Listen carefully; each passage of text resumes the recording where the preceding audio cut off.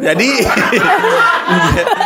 jadi kan kita kan jadi mau gimana nggak resah, Iya. apalagi makin tahun makin ya alhamdulillah penghasilan oke, pajak juga jadi makin gede kan kita makin resah. Nggak usah yang bayar pajak penghasilan gede-gede lah.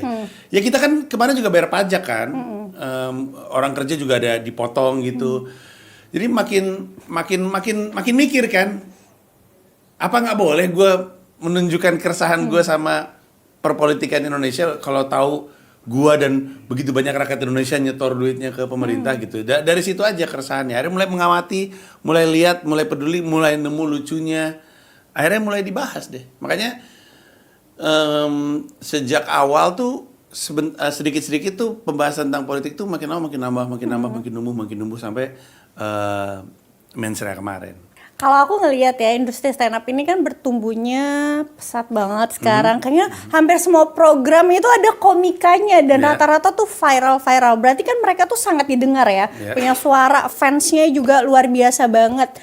Nah, ketika mereka sekarang punya suara sebesar itu menurut Bang Panji, perlu nggak sih semua komika ini yang sekarang terkenal banget ngomongin juga terkait politik? Kalaupun perlu harus dari rasa penasaran yang nyata dari mereka gitu. Jangan sekedar lagi rame nih ngomongin politik, gue ngomongin politik juga gitu. Jangan. Kalau misalnya emang lagi gatel, kalau emang tergugah ya ngomong, karena emang harus murni dari keresahan gitu. Orang tuh kalau nonton stand up ya, yang paling dia tangkap duluan itu emosi orang yang di panggung. Jadi kalau orang ini resahnya nggak resah-resah banget, itu juga kebaca. Kalau ini orang naik ke atas panggung dan berasa banget resahnya, berasa banget gusarnya, itu juga kerasa. Nah berarti si komika ini mesti genuine gitu. Dia mesti beneran peduli dengan apapun yang dibahas. Kalau emang mau, boleh ngomongin politik. Tapi jangan bahas politik hanya karena harus gitu. Ini menarik. Jadi aku tuh pernah ya, kayak ngomongin viralitas nih.